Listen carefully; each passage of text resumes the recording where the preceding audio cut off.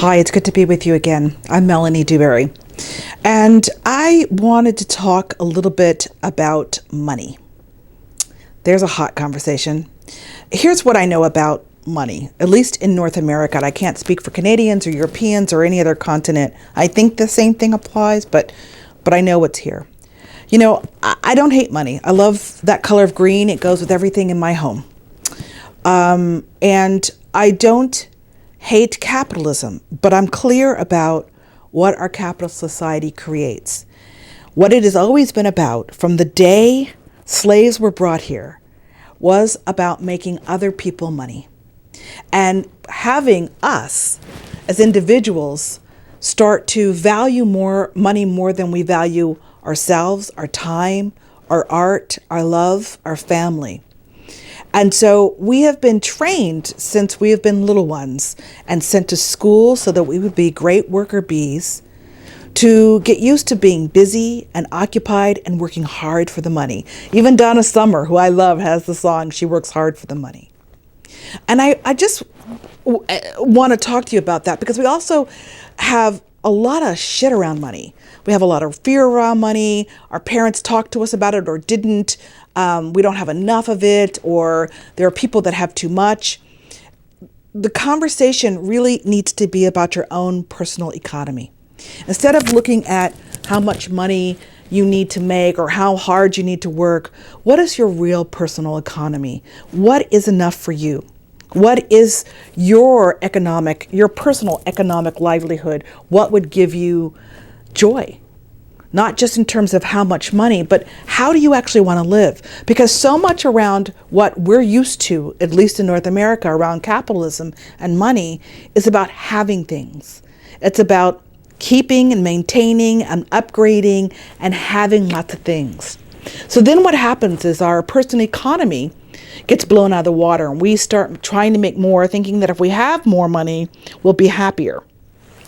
But if you've been like me, as I started working as a young person and then got older, the more money I had the more money I made didn't mean I had more money. I spent it on more things. I got a better apartment, or I got a bigger home, and I got better clothing, or I got more expensive shoes, or, I bought better meals, or I started shopping at Whole Foods or whatever it is. So I didn't actually have more of anything, really. I just had more expensive things because we were taught that to buy things. We live in a world, at least in North America, that is about shopping. It's not about thinking about your personal economy. It's not about saving. So I'm not here to talk about saving. I really want you to focus on your own personal economy. So here's what I want you to think in terms of economy.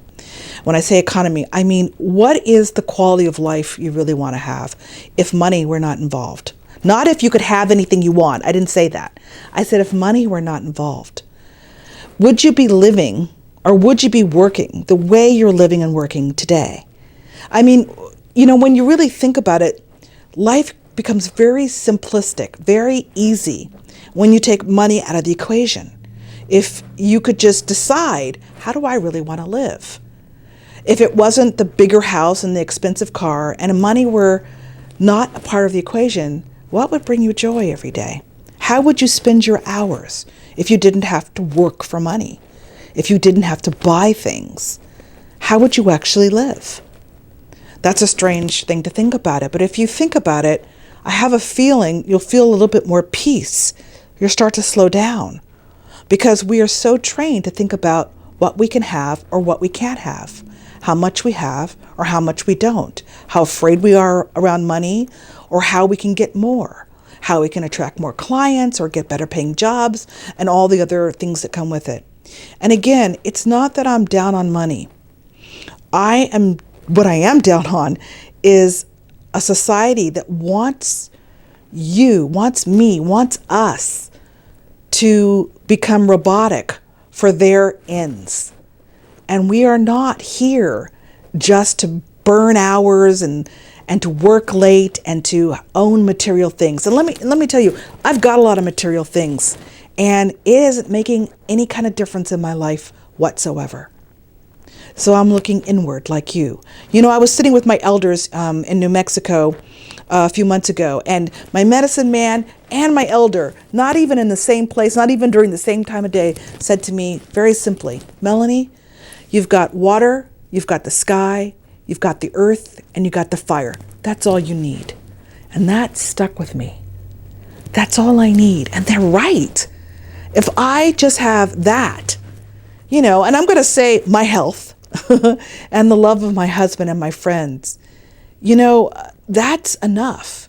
Don't start to make it dramatic and start saying, okay, Melanie, well, I need food and I need clothing. Yeah, we know. We know about that. I'm asking you to look at a bigger picture of your life and how much of us are being enslaved into the conversation of money and what money means to us and how we should be thinking about it and how we should be operating around it. I want you to use your own mind, your own perceptions. Think about your personal economy. What would you really include? Could you be living closer to the earth? What would you be doing with your time? Just something to think about. I'll see you next week. Thank you.